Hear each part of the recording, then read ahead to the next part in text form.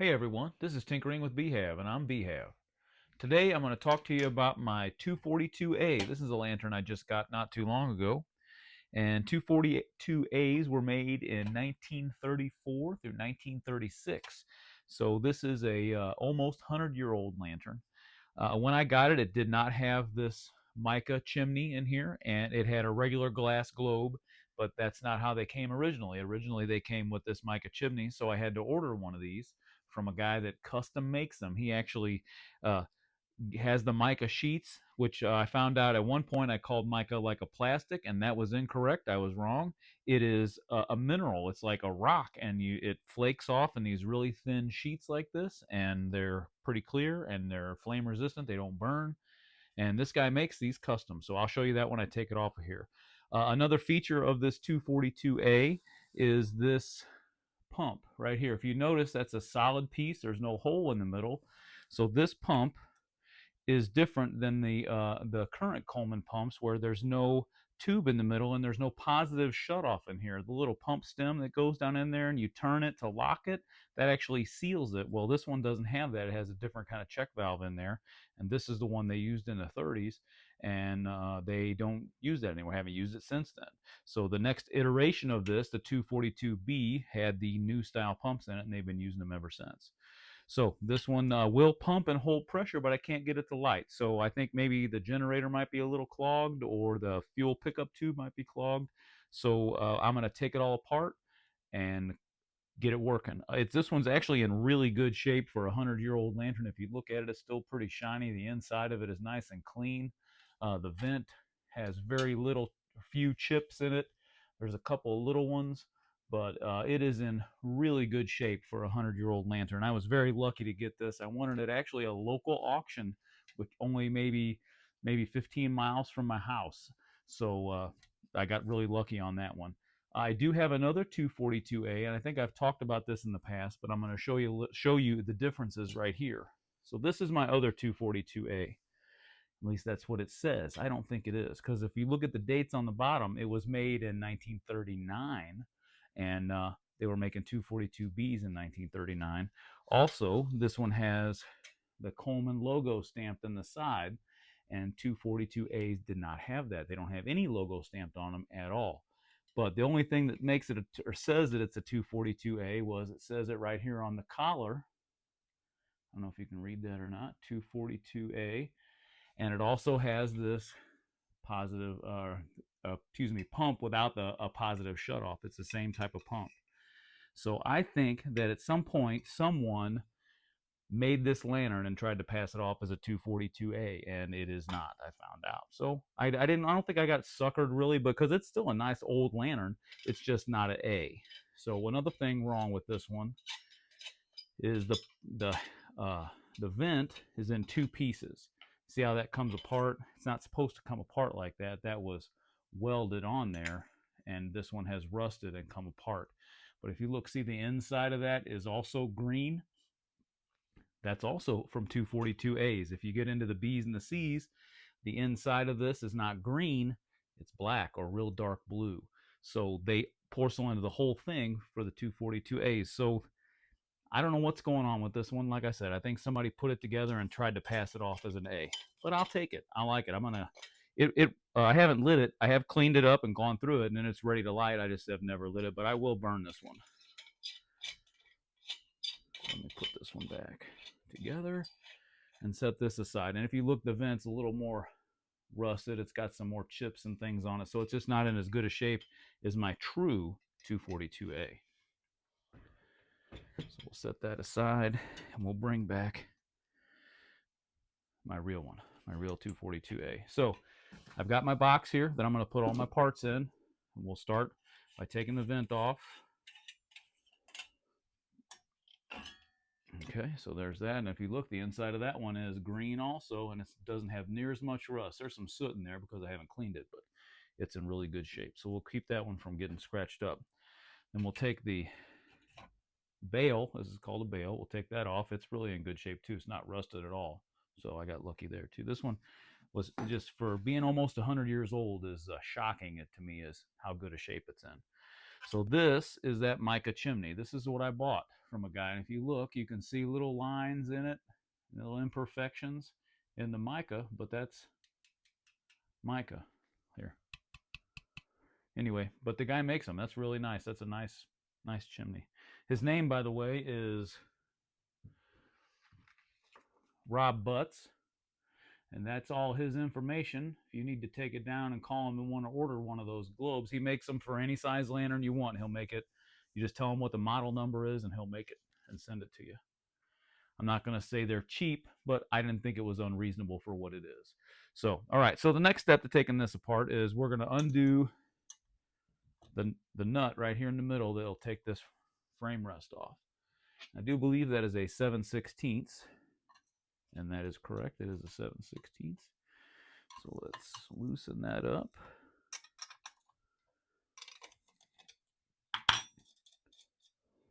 So we'll put that part in there, and then this will just slide right off, just like that.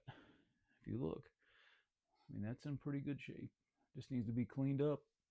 I'll put a new mantle on it, because if you look also, that mantle, see how the holes in the side of it? I don't know if you remember, I talked about it in another video that, excuse me, if I burn this, it'll burn, but it'll shoot out flame out of that little holes there, and it'll actually burn my globe. It'll put a spot on it where it's like a blowtorch hitting it. So I will definitely change that out. Doesn't take much of a hole. If there's any hole in there at all, it'll do that. So there's that.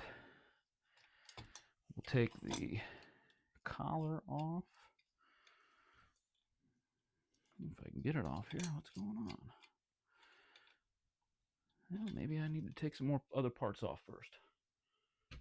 So we need a 1/2 inch to take the valve stem out.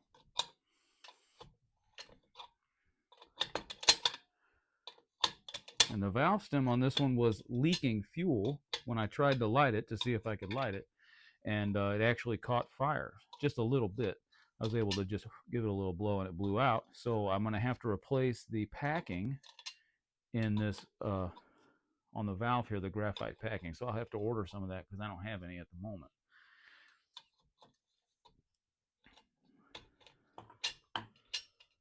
If you look, there's fuel, raw fuel on that nut from when I tried to run it. Ooh, and there's some dripping out. Ooh, there was a little bit of pressure in there. I thought I released it all. So I'll just go ahead and take the fuel cap off right now. There is fuel in here, and I'll dump it out in a minute. So there's the fuel cap, and it held pressure, so I don't know if I'll need to put a new cap seal in that or not. We'll check it and see. So let's get this all the way out. Oh yeah, that definitely needs new graphite because it is leaking fuel. Now watch this here. I'll show you. There's some fuel in there. Should dump out. Yep, see the drip? So there should not be fuel up that far. So okay, so that's the valve stem. I'll have to take some parts of that off. I'll show you that here in a minute when I show you how to take that apart. Hey, I realized after I finished filming that whole video that I told you that I would show you how to take this apart and get that nut off of there and show you the graphite packing in there that needs to be replaced. So I'm coming back at a later point and doing this, and I'm going to edit it into the video. So if you look at this here, you see there's this little ring right here, okay? And it's got a split in it, and you have to separate that split and get that ring off of there.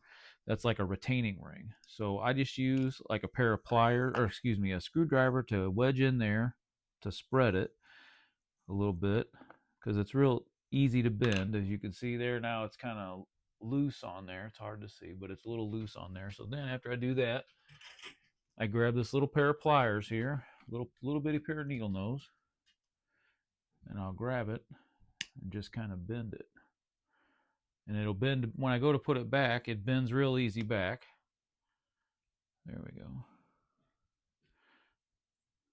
Get the other side a little bit. There we go. Okay, so now that should come right off of there. I should make a liar out of me. One more time with the needle nose. There we go. So if you look, that's bent up pretty good. It's not near round anymore. It's all bent up pretty good. But I'll put that in my box here because I'll reuse that. And now this should come right off, but there's another piece in here. This little ring. And what that little wire that went around there did was it kept this little ring from coming off of the shaft, okay? So that's nice and smooth, and that retaining ring kept that on there. And if you look down inside of this nut, there's that graphite packing. Let me get my flashlight. Maybe you can see it a little better. So if you look, there it is. Down inside of that nut, there's like a graphite packing, okay? And it's like a little, just a ring of graphite. It's maybe a 1/4 inch wide, and it fits down in there. And when you screw this in, it compresses that graphite and it squeezes it against this smooth shaft, and that seals it and keeps anything from any fuel from leaking out of there. Well, the one that's in there is obviously bad because it was leaking out of it, so I have to replace it. And I'll have to dig that graphite packing out of that nut using a little pick. You just kind of got to break it up into little pieces and tap it out of there and get it all out. So, but that's all there is to that. And then to put the new packing in, I will slide the nut on, slide this nut back onto here. Then I'll slide the little packing ring on there, and then I'll put the little retaining ring back in this, and then I'll put the little wire piece around there and squeeze it shut, and that's all you have to do. Then when I screw this into the valve again, it'll be nice and tight, and we shouldn't leak any fuel. So that's how you do that, and I told you I would show you that, and I didn't film it originally, so I came back and did it now, and I'll edit that into the video. So now I can get this frame rest off. There we go, the collar. And it's in good shape. It just needs to be cleaned up, and it says on there, Coleman 242A. So I'll clean that up, and on this side are lighting instructions. Yeah, it's in good shape. It's a little out of round, but we can fix that. Okay, now I'm going to take the generator off. It's a 7/16 also. I don't have, this is my lantern vise, right, that I made myself, and it has different inserts that are different sizes to hold different size lanterns, and I haven't made any to hold a 242. This is for a 200A, which the tank is a little bigger. I probably should make some inserts for the right one, but I'll do that at a later date. I can hold it just to undo this one lantern, or to fix this one lantern. There we go. Okay, so there we go. And there's your generator, and there's the, oh yeah, see how black that is? Yeah, I'll need to clean that off, but you can see the little pricker on the end that goes through the hole, in the orifice hole in the end of the generator there. So I'll do some cleaning on this one. Ooh, that's an original. That's got the asbestos in there. I don't even know if I can get that back together. There we go. I think this generator's got the original asbestos in it. And I had a question somebody asked me when I mentioned asbestos before. That asbestos in there isn't going to hurt anybody. Asbestos isn't a jump up and get you kind of thing. You have to have it in the air and breathe it in. And to get it in the air, you have to sand on it or try to destroy it or bend it and break it, and little particles float in the air. So I don't have to worry about it when it's inside of there. It's not going to hurt anything. So the eccentric block, you can see it in there moving up and down. I'm going to see, oh, that's an 8. 3/8 or an 8, I can't remember. Yeah, that's an 8mm to get the pricker lever out. We'll see if I can get it out. I've struggled to get these out of here before. Sometimes they pop right out, and sometimes they do not. So we'll see if I can get this one out.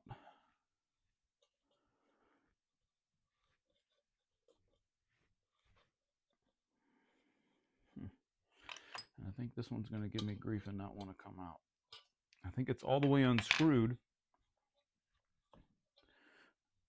but with the seal that's in there, it's also got graphite packing inside of this. I'll show it to you. You unscrew that, there's graphite packing in here that seals it so that fuel doesn't, because fuel pressure inside of here comes up, and out and goes up here. Well, it's got to have an opening here for this lever to go through. See, it raises that up and down to clean the generator. So the graphite packing in there keeps the fuel from coming out there. But like I said, I struggle to get these out because they're in there so good, and I don't ever want to bend or break it because I don't have any spares of these valves. So I don't like to put a whole lot of force on it. So if it won't come out of there, then I guess I'll just leave it in there.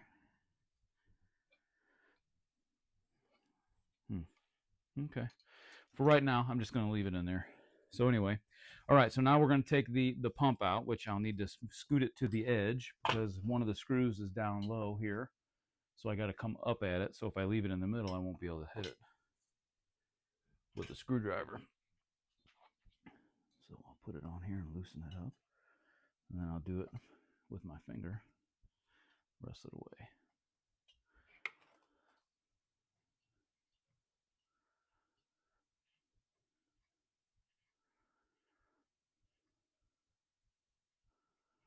Okay, I didn't want to drop that because that's a teeny tiny little screw. So we'll put that in there. Now I'll take this top one out.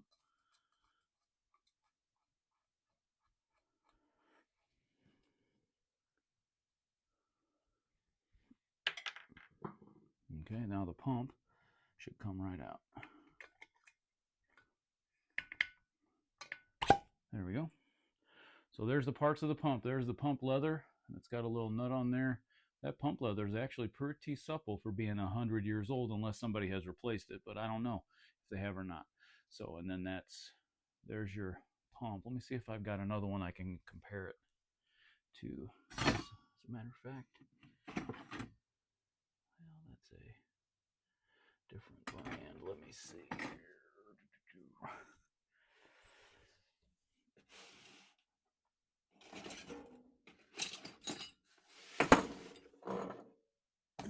I should have had this ready to show you guys. I'm sorry.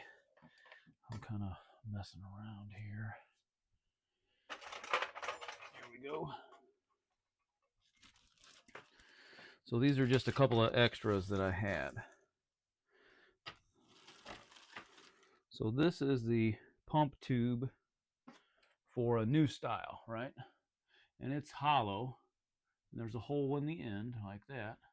And there's a rod that goes down in there that screws into the check valve in the bottom of here. And then this spins it. You can see it's got the little flat spots on there. Well, the rod that fits down in there is square, so this will slide up and down on it, but when you twist this, it turns that rod, and that's what shuts off the, it's a positive shutoff, they call it, for the check valve. Well, this one, the old school style, doesn't have it. So that's one way you can tell how old it is by the pump, that it's pretty old. So this is just an extra one that I had. I wanted to show you the difference. Too many parts. I got too much stuff. At least that's what my wife says. Okay, so now we got the pump out.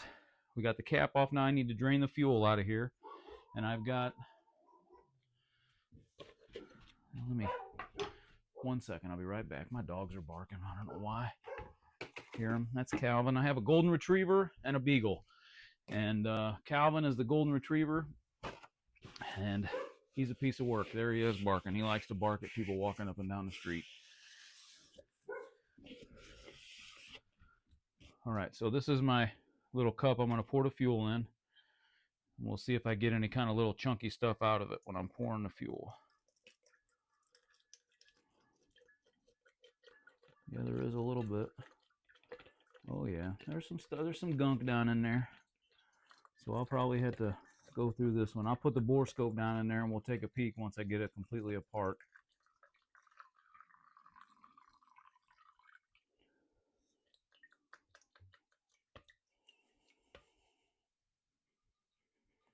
There we go. Get the last few drips out of there. Now, once I take the valve out here, I'll turn it up completely upside down and see if I can get any more out of it. Well, there's a little bit coming out. Yeah, there are some chunks in there. So hopefully it's nothing too serious and I can just rinse it all out. So let me wipe this off here. All right, so It's hard to see down in there, but you can see there's some gunk down in that fuel. So all that stuff came out of this tank. So that might have been why it wouldn't light, as there might have been something clogging up the fuel air tube down in here. So I'm going to pause this real fast and go over to my other vise and take this valve out. I showed you guys that once before. You know, I guess I'll take this over and I'll set it up. But I'm going to pause this now and I'm going to move my camera and I'll show you how I do this.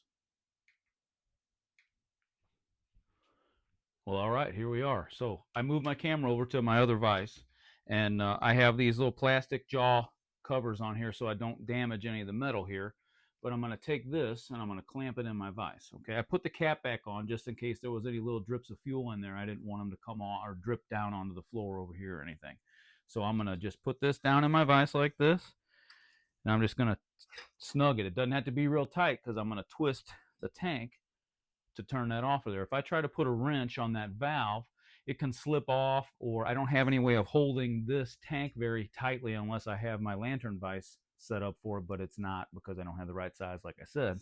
So this is the best way to get these off, I've been told, and I've used it on every lantern I have. That's how I take it off. So I'm just gonna, before I do that, I want to show you something. So if you look down on there, there's that little red in there, right? And that's some kind of a shellac.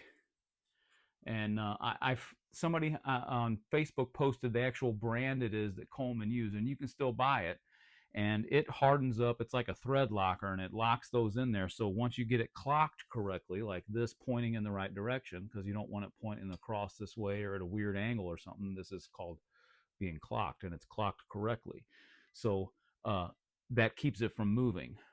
So I'm going to have to break that free. That's why it's kind of hard to do. Now, I've heard guys say you can heat it up, but you got fuel in the tank or a little fumes or something. I don't want to put a torch on there to heat that up. If I might have fuel in there, I'd get a bomb or something. So I don't want to mess with that. So I just put it in here like this. I'm just going to twist just like that. Look, see how easy that came loose? And now it's loose enough where I can spin this by hand.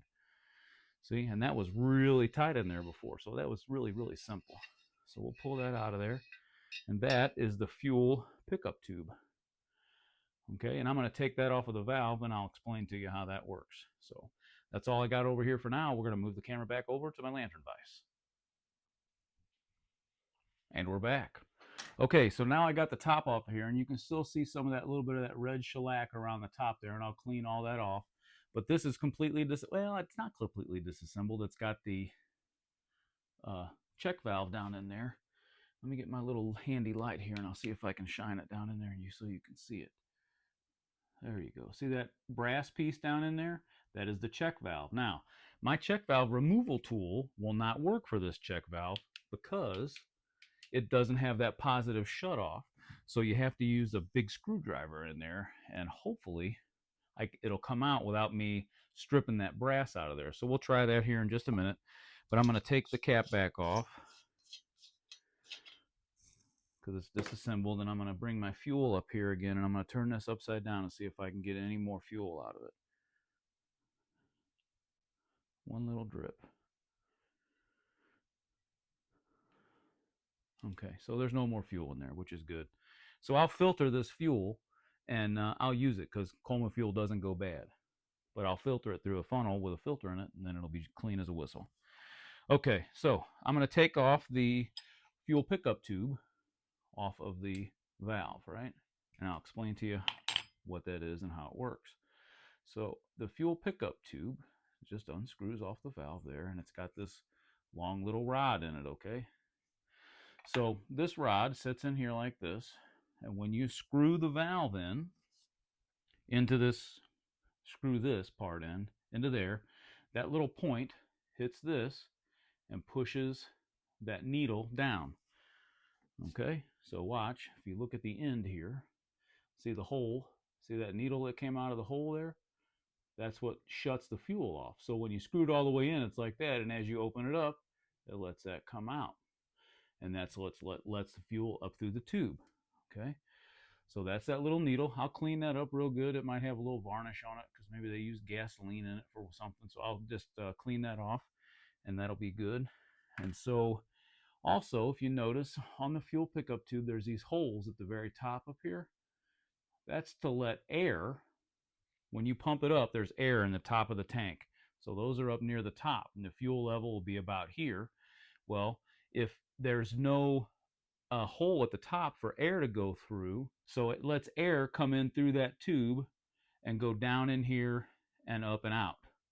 Otherwise, you're going to pump straight fuel. So it's air and fuel coming through there. I'm pretty sure that's how that works. But you have to have those in there or else it doesn't work. So those little holes in the top of that are what that's what they do, is let air into the fuel air pickup tube. Okay. So now this valve is completely apart except for this, and I'll have to mess with that. I don't know how I'm going to get that out of there. Like I said, I don't want to damage this valve, so I might not take it out of there. We'll have to see if I can get it to not leak any fuel. But anyway, so that's all apart. This is all apart. The only thing left to do is to try to get that check valve out of there. So let me grab my big screwdriver.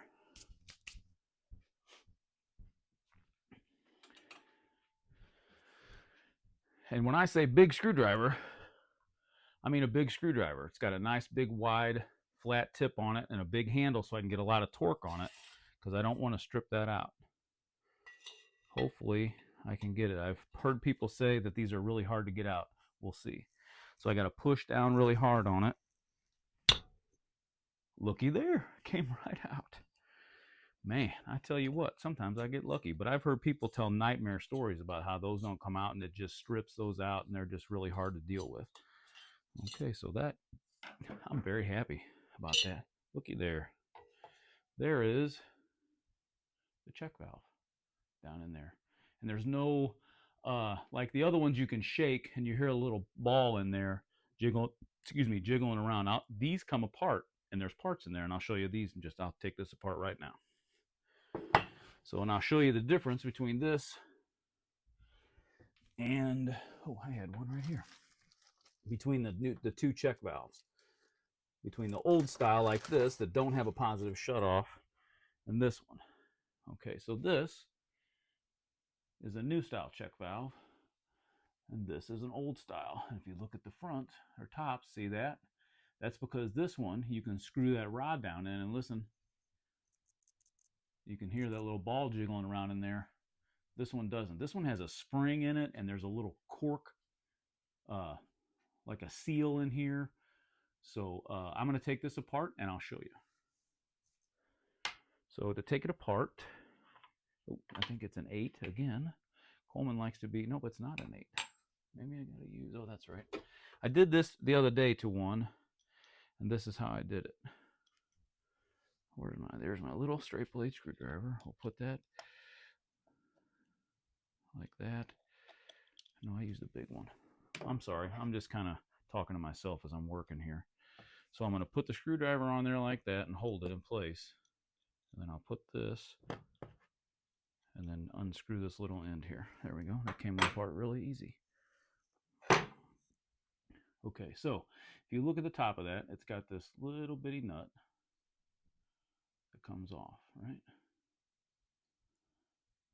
Okay, so there's the top part, and there's a little hole in there. I know it's kind of hard to see because it doesn't focus real good, but inside of here is this spring with that piece there is what shuts the fuel off going in there, and then there's this spring that sits on there. And then in that little cup, a cork gasket goes, right? And it sticks in here, so you have to poke it out. So I just so happen to have a handy dandy little poker. There we go. There it is. So here, and it's teeny tiny, okay? So there's that little piece of cork, and if you look, it's hard to tell, but there's an indentation of the hole on this side. So I read a post from a guy on a Facebook group that said that if you turn that around the other way, like just take that piece of cork and turn it, it'll put the flat side against where it needs to seal, and it'll seal up real good again. It won't leak. Like this one probably would have leaked because of the way this piece of cork is. So if you turn it around the other way, then it won't leak. So that's what I'm going to do. Like it goes into the little cup on the end of that. You can see the cup. And so you just put the cork, the flat side of the cork facing up, and put it back down in here just like that.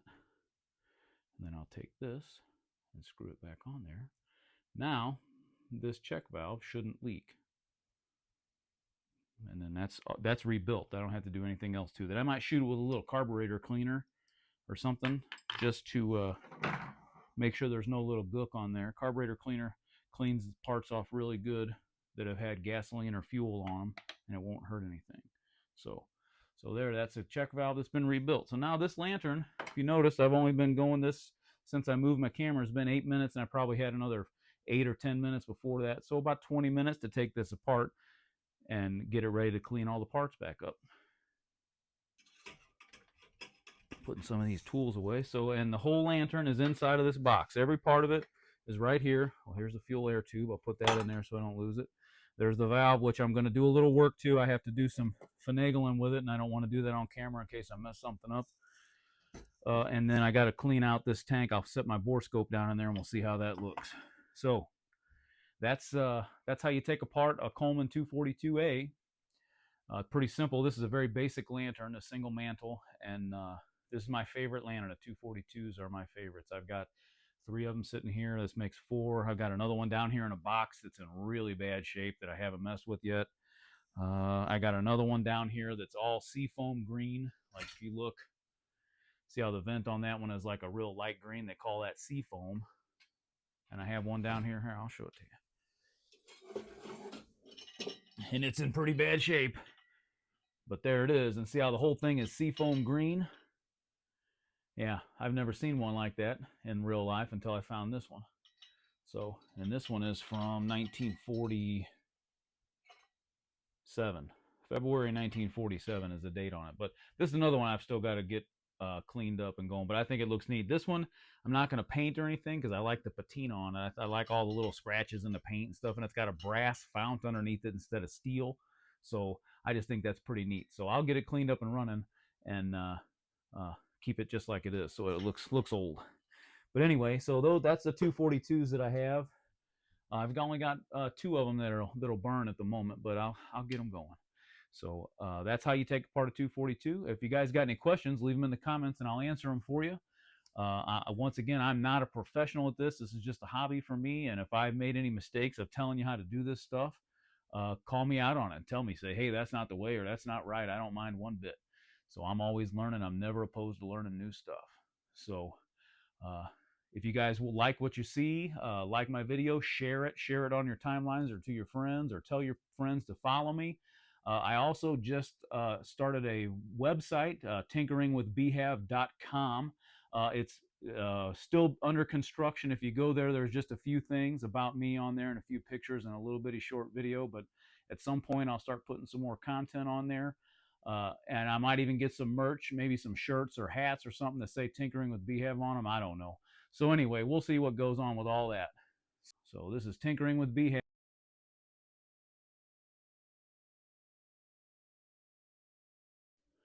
All right, everybody, I want to apologize for that last video. I realized when I was taking my mic off my shirt that the battery had died. I don't know how long into it before it died, but if the audio quality is not the best, it's because my battery died on my mic. And I already got the lantern apart, so I don't feel like putting it back together and taking it apart again. So you're just going to have to deal with the crappy audio. So this is Tinkering with B-Hav, and I'm B-Hav. Sorry for the crappy audio. Thanks for watching.